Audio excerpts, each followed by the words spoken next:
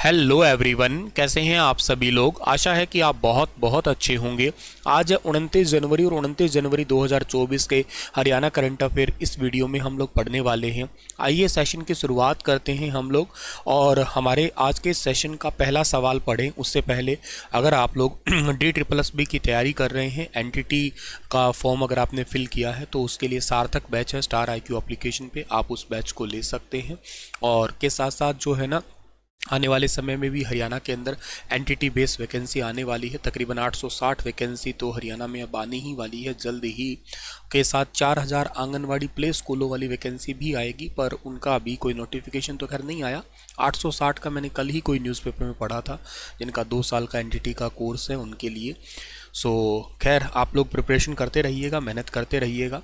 प्यारे दोस्तों, कल आपसे सवाल पूछा था, उस सवाल का ठीक जवाब क्या होगा कि हाल ही में महावीर सिंह गुड्डू जी को किस क्षेत्र में महत्वपूर्ण योगदान के लिए पद्मश्री अवार्ड के लिए मनोनीत किया गया है। पद्मश्री अवार्ड के लिए मनोनीत किया गया है महावीर सिंह गुड्डू को अभी हाल ही में कला के क्षेत्र में। ये हरियाणा के जींद जिले से संबंधित है। अभी भारत के जो 110 लोग हैं उनको पद्मश्री अवार्ड के लिए नॉमिनेट किया गया, उसमें से हरियाणा के टोटल 4 लोग हैं।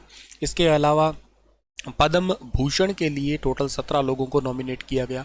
पद्म भूषण के अलावा पद्म विभूषण के लिए 5 लोग और भारत रत्न के लिए 1 है।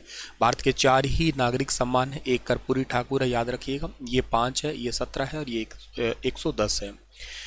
आगे बढ़ें। अगर हमारा अगला सवाल जो है आज का पहला करंट अफेयर की मुख्यमंत्री आवास योजना के तहत हरियाणा में पहले चरण में कितने हजार फ्लैट दिए जाएंगे।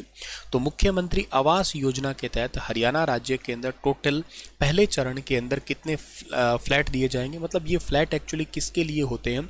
ये फ्लैट होते हैं हरियाणा के अंदर गरीब लोगों के लिए। जो गरीब लोग होते हैं या BPL परिवार कह सकते हो आप लोग, BPL परिवारों के लिए ये फ्लैट योजना है हरियाणा सरकार की तरफ से। और उसी के तहत अब हरियाणा के अंदर पहले चरण के अंदर टोटल कितने लोगों को ये फ्लैट दिए जाएंगे। तो पहले चरण में टोटल 50,000 लोगों को जो है ना ये फ्लैट दिए जाएंगे। तो इस सवाल का सही आंसर जो है ना हमारे पास में वो क्या रहेगा, डी वाला ऑप्शन जो है ना वो बिल्कुल ठीक रहेगा।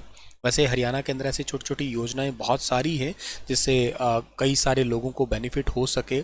वो तो योजना मैं आपको बताता हूँ बाद में, पर पहले आप ये याद रखिएगा कि मुख्यमंत्री जी अभी रिसेंटली यमुनानगर के अंदर सेक्टर 11 वार्ड नंबर 11 के अंदर गए थे और करनाल का वार्ड नंबर 11 है, वहाँ पे जनसंवाद किया था।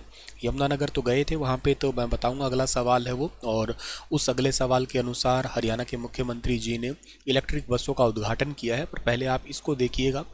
इन्होंने मुख्यमंत्री आवास योजना के तहत हरियाणा के अंदर पहले चरण में 50,000 फ्लैट दिए जाएंगे और के साथ साथ हरियाणा के हर एक जिले में वृद्धाश्रम भी खोले जाएंगे।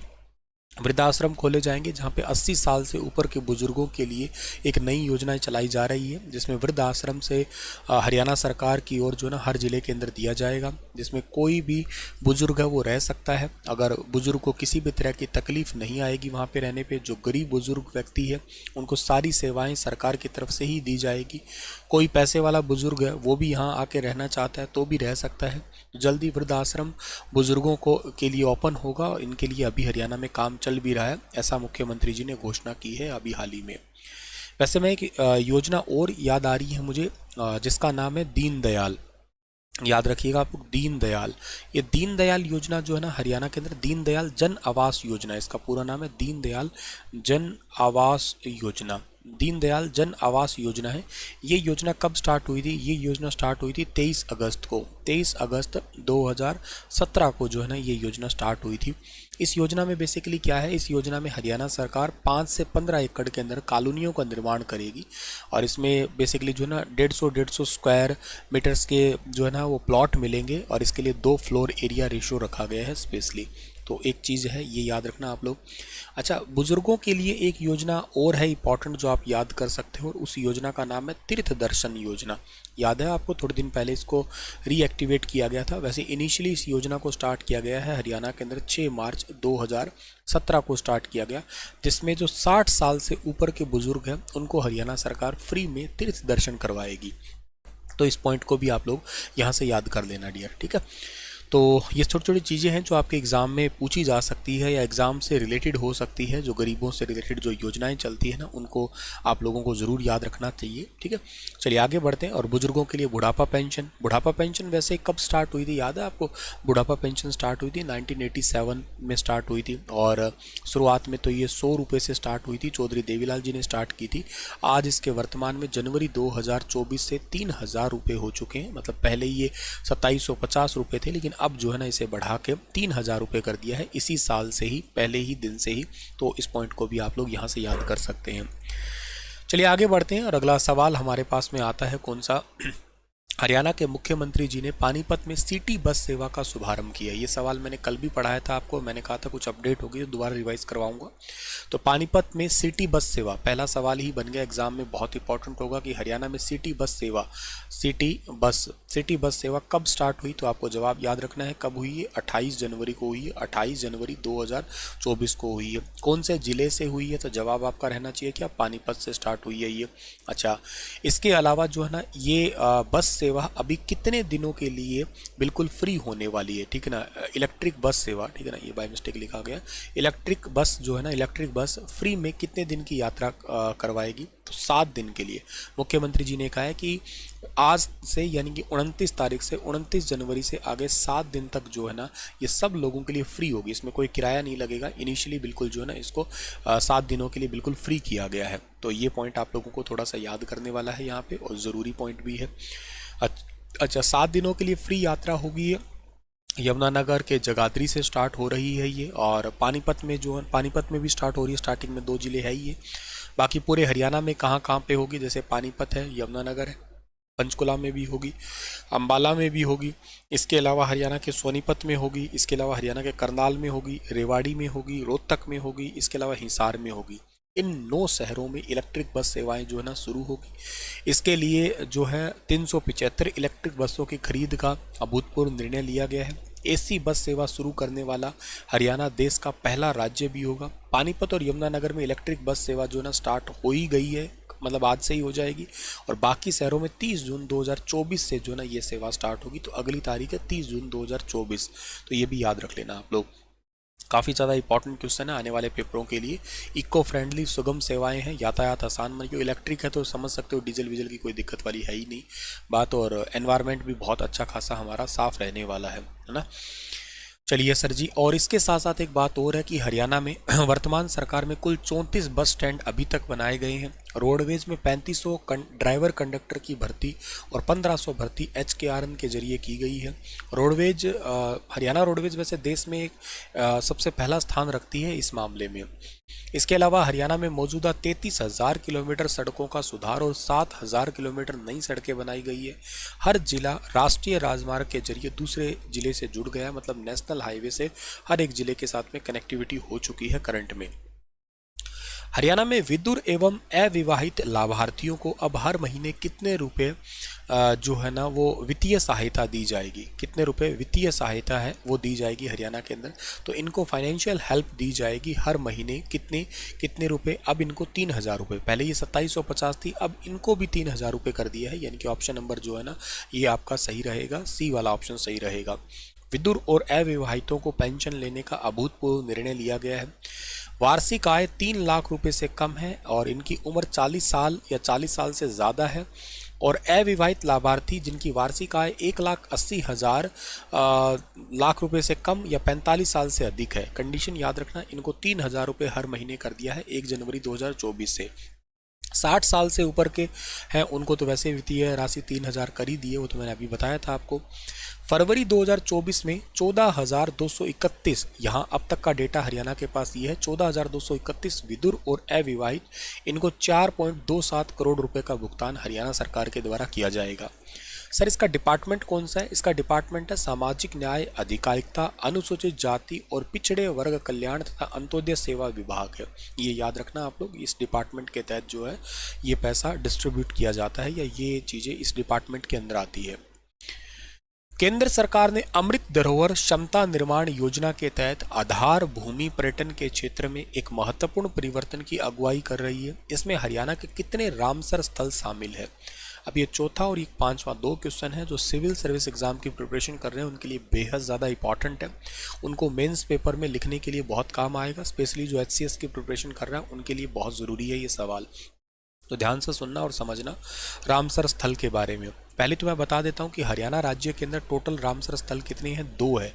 उनमें से एक रामसर स्थल के लिए ये बात चल रही है, और वो कौन सा एक है, वो है सुल्तानपुर नेशनल पार्क, जो कि हरियाणा के गुरुग्राम जिले के अंदर पड़ता है, फरूखनगर के अंदर। अब थोड़ा सा समझिएगा आप लोग। पहले तो आप ये समझिएगा कि सवाल है ही क्या पूरा। इसमें आपको एक तो पता होना चाहिए रामसर साइट होती क्या है, आर्द्र भूमि क्या है। आर्द्र भूमि का मतलब है कि गीला या नमी वाला क्षेत्र है, एक गीला या नमी वाला क्षेत्र है। इसका एक प्रॉपर डेफिनेशन है आपका, ये रहा देखिएगा। आर्द्र भूमि एक ऐसा स्थान है जहाँ भूमि मौसमी अवस्था स्थायी रूप से जल, खारा हो या मीठा पानी हो, ताज़ा हो अथवा दोनों ही के बीच की स्थिति होती है, और ये उस जगह से हमेशा ढकी रहती है। कहने का मतलब सीधा सा ये हो गया कि मान लेते हैं कि ये यहाँ पे हो गया पानी वाला क्षेत्र हो गया, ठीक है ना, और ये हो गया आपका सूखी ज़मीन हो गई है, ठीक है ना, ये हो गया सूखी ज़मीन हो गई है। और इन दोनों के जो बीच का इलाका है ना, ये वाला दलदल सा, गार सा बना रहता है हमेशा, जो कीचड़ सा बना रहता है, उसी को आप रामसर साइट कहते हैं, या एक्चुअली इसको वेटलैंड कहें तो प्रॉपर ठीक रहेगा, वेटलैंड। वेट मतलब गीला और लैंड मतलब ज़मीन, यानी कि गीली ज़मीन या नमी वाली ज़मीन। भारत में सबसे पहली बार यह समझौता ईरान के एक शहर रामसर में हुआ था। मतलब दुनिया में सबसे पहले समझौता ईरान के शहर रामसर में हुआ, इस करके इसको रामसर साइट के रूप में हम लोग जाना करते हैं। एक बात हुई। अब देखो केंद्र सरकार क्या चाह रही है। केंद्र सरकार अमृत सरोवर या अमृत धरोहर क्षमता निर्माण योजना के तहत आर्द्र भूमि पर्यटन के क्षेत्र में एक महत्वपूर्ण परिवर्तन की अगुवाई कर रही है, ताकि लोग ज़्यादा से ज़्यादा यहाँ पे आए। अब आर्द्र भूमि में पर्यटन कहाँ से आता है सर? पर्यटन आता है क्योंकि ये ना एक ऐसी यूनिक जगह होती है जहाँ पे विदेशी पक्षी आते हैं, जैसे साइबेरियन सार्स है, क्रोंच है, तो लोग उनको देखने आते हैं। इस करके यहाँ पे ज़्यादा से ज़्यादा लोग आएंगे तो इकोसिस्टम बूस्टअप हो जाएगा।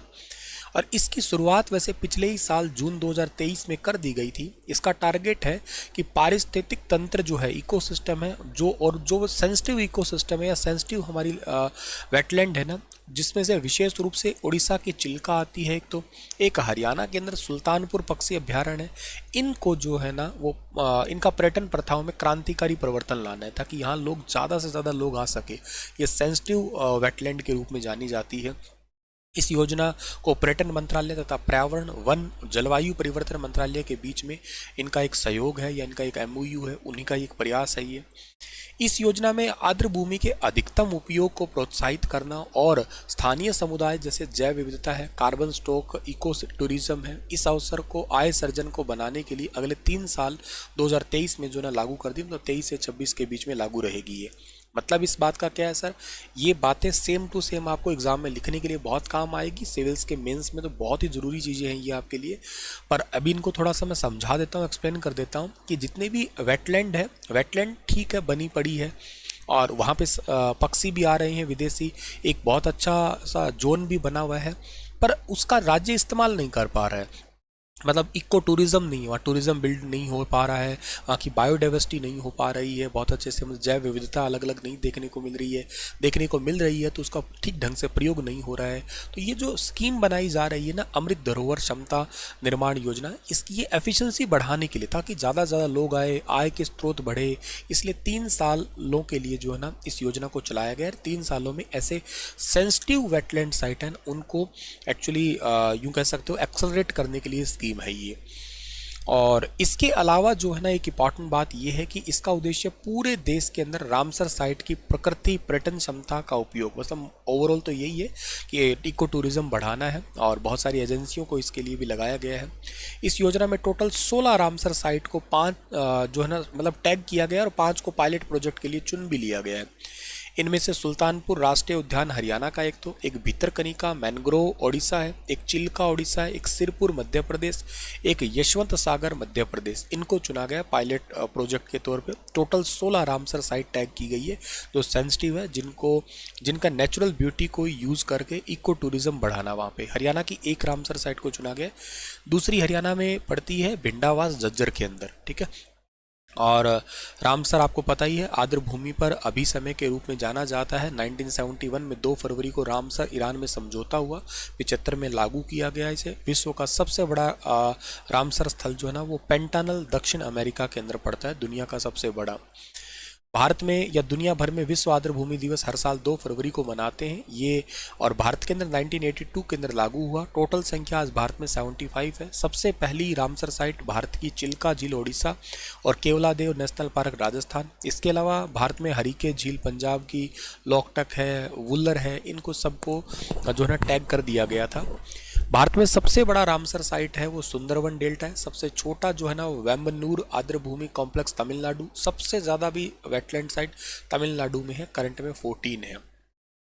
चलिए अगला सवाल आपके लिए जो और ही ज़्यादा इंपॉर्टेंट है वो ये है कि लैंगिक रूढ़िवादिता को तोड़ना और पुत्र केंद्रित अनुष्ठानों को चुनौती देने वाला हरियाणा का इनमें से कौन सा अभियान है? तो हरियाणा राज्य का ये अभियान है सेल्फी विद डॉटर अभियान, और ये हरियाणा के जींद जिले का अभियान है, ठीक है ना। जींद जिले के बीबीपुर गांव का अभियान है, ये अच्छे से जानते हो आप लोग। पूर्व सरपंच सुनील जागलान का अभियान है लैंगिक रूढ़िवादिता। ये क्या होता है सर लैंगिक रूढ़िवादिता? ये बेसिकली जो है ना सन सेंट्रिक जो रिचुअल्स समझ लीजिएगा।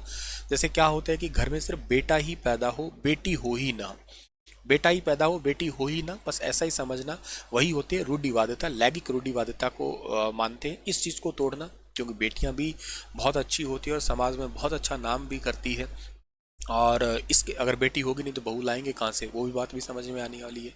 और पुत्र केंद्रित अनुष्ठान जो आपके मतलब मेन जो रिचुअल्स होते हैं सारे लड़कों से ही करवाने, तो उन चीज़ों को तोड़ने के लिए सेल्फी विद डॉटर अभियान है। ये एक अपने आप में बहुत इंपॉर्टेंट अभियान है।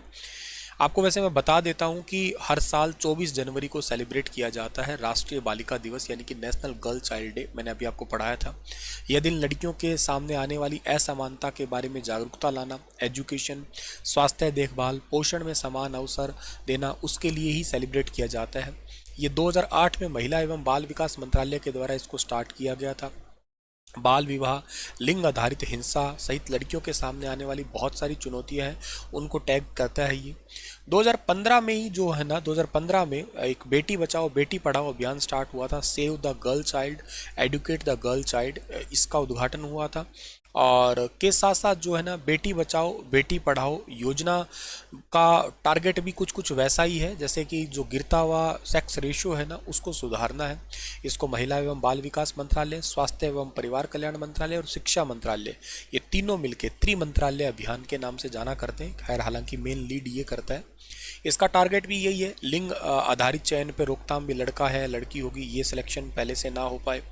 बालिकाओं के अस्तित्व को सुरक्षा देना, बालिकाओं की शिक्षा को बहुत अच्छे तरीके से आगे बढ़ाना, बालिकाओं के अधिकार हैं उनकी भी रक्षा करना एक्चुअली। तो ये सारे अभियान हैं, आई होप आपको समझ में आए होंगे। इसी के चलते हुए बहुत सारे और भी है, जैसे कई कई राज्यों के भी अभियान, जैसे एक ना गुड्डी गुड्डा बोर्ड भी है। ये सार्वजनिक रूप से जन्म सांख्यिकी का प्रदर्शन, लड़कों की तुलना में जन्म लेने वाली लड़कियों की संख्या।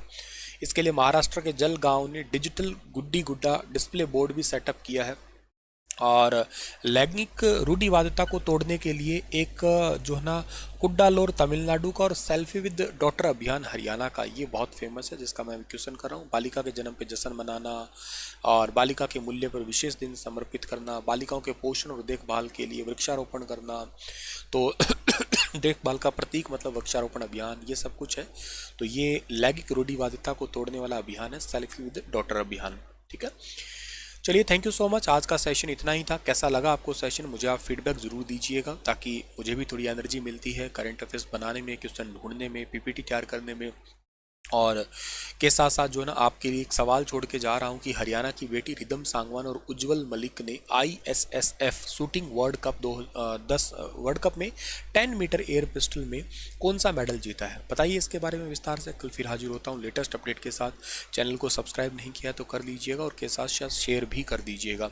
और इस क्लास की PDF आपको मैं अब से डेली देने लग जाऊँगा star IQ education Telegram channel पर। किसी दिन भूल जाऊँ तो प्लीज़ मुझे याद दिला देना व्हाट्सअप नंबर के थ्रू कि आज सर PDF नहीं अपडेट किया आपने। तो विल ट्राई कि मैं डेली से PDF आपको स्टार IQ टेलीग्राम चैनल है, इसको आप सभी बच्चे ज्वाइन कर लेना। यहाँ पे डेली मैं आपको PDF अपडेट करता रहूँगा, डेली की डेली का, ठीक है। कल की क्लास का PDF अपडेट कर दिया है, आज वाली का भी कर दूंगा शाम तक होते होते, ठीक है। Thank you.